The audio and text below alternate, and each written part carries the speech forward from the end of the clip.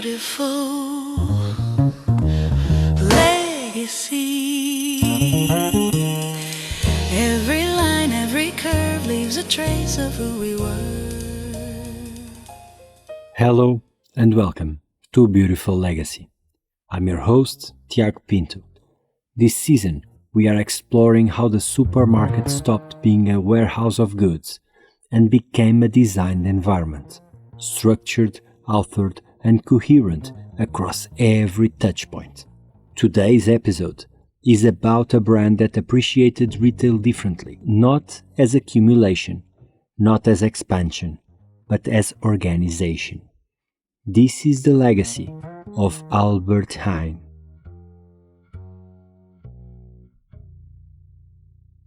Most supermarkets expanded through volume. More stores, more suppliers, more promotions, more noise. Albert Heijn expanded through structure. From early on, the Dutch retailer understood that scale without organization produces confusion for customers, for suppliers, and eventually for the company itself. Growth needed authorship. Complexity needed governance. What Albert Heijn built was not simply a retail network. It built a complex system of products, a system of communication, a system of design, and a system of tone. And crucially, these were not independent efforts. They were coordinated into a single operational logic that customers could feel long before they could articulate it. Albert Heijn did not aim to be louder than competitors. It aimed to be clearer.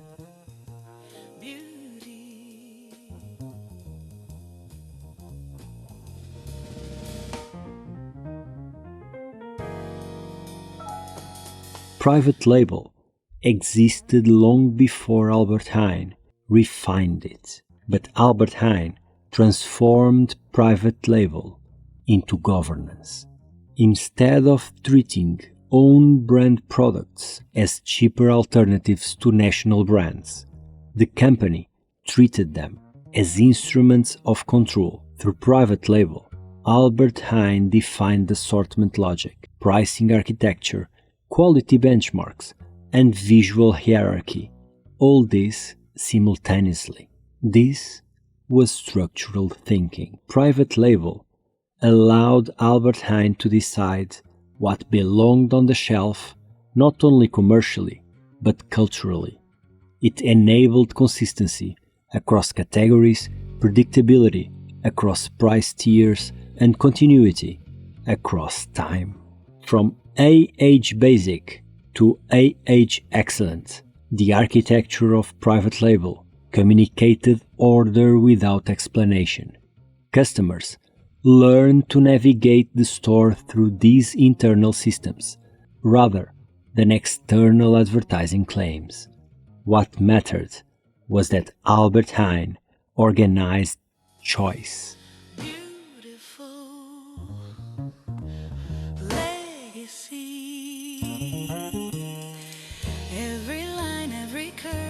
Trace of who we were. Many retailers use design to differentiate. Albert Heijn used design to stabilize. Across decades, the brand cultivated a visual language defined by restraint. Consistent typography, controlled color use, disciplined signage, and spatial clarity inside stores. Blue was not decoration, it was orientation. The result was an environment that functioned predictably, regardless of the size or location. Customers did not need to relearn the store each time they entered one. Navigation became intuitive because it was systematized. This coherence extended beyond interiors. Packaging, signage, advertising, digital interfaces, all behaved according to shared rules. Changes occurred slowly and deliberately, reinforcing the sense that Albert Heijn was governed rather than improvised. This was not aesthetic conservatism. It was operational discipline expressed visually.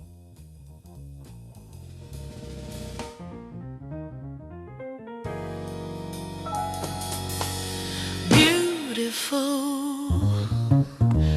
legacy.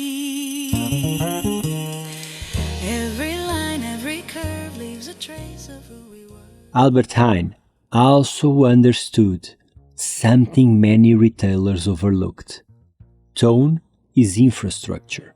Through vehicles like Albert Heijn, store signage, and advertising, Albert Heijn cultivated a communication style that felt calm, instructive, and accessible, not promotional in the traditional sense, not aspirational in the luxury sense, neither aspirational in the luxury sense, practical, period.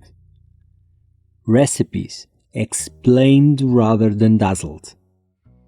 Price communication informed rather than pressured. Campaigns suggested rather than insisted. This tone reduced friction. Customers felt guided rather than persuaded. Information replaced spectacle. Trust replaced urgency. And over time, tone became one of Albert Heijn's most powerful systems, shaping behavior subtly but consistently across generations.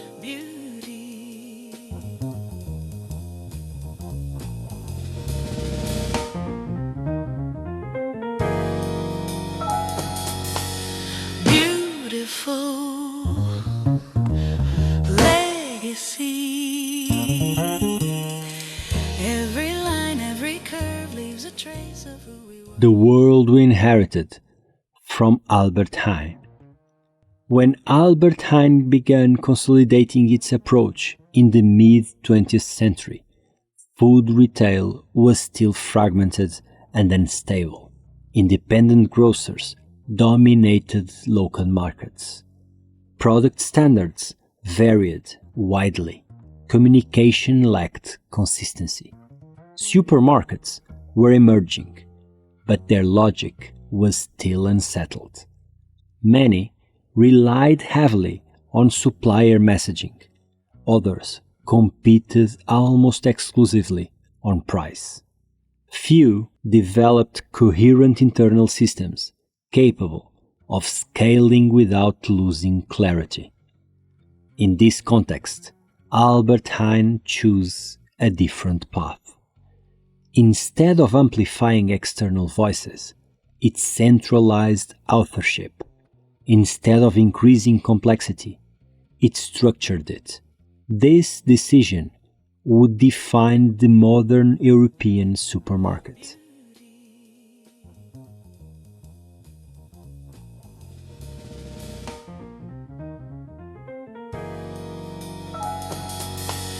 Beautiful legacy.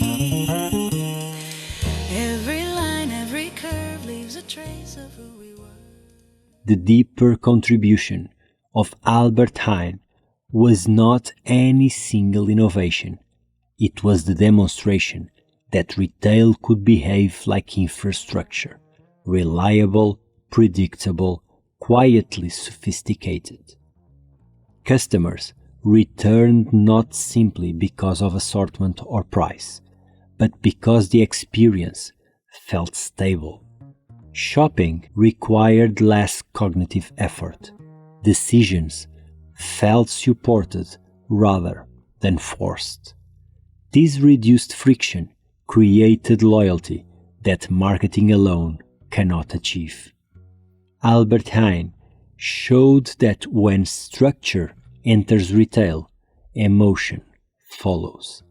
Calm replaces anxiety, confidence replaces hesitation, routine replaces effort, and these emotions endure.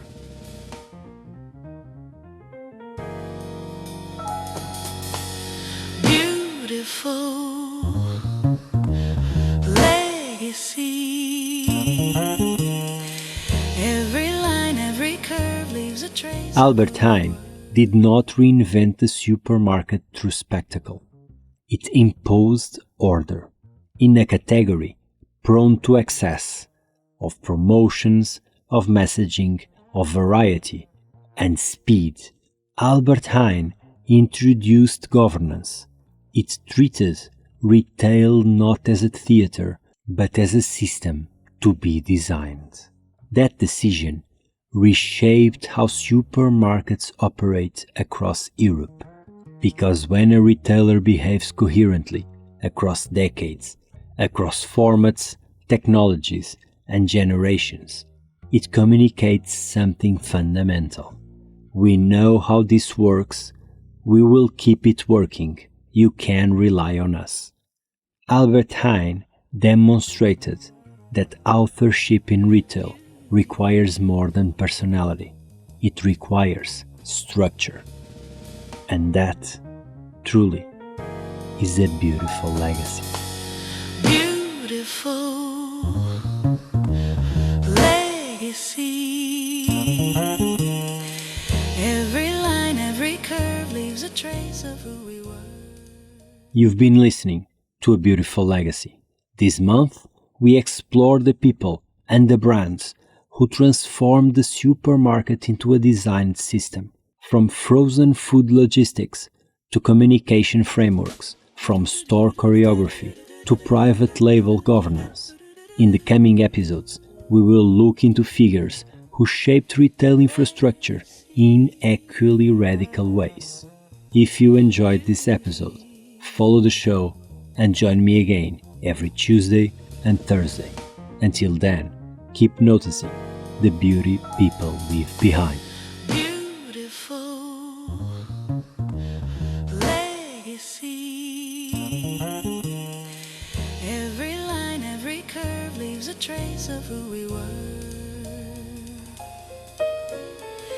In the shape of a chair, in the light on a wall, someone's dream still stands tall. But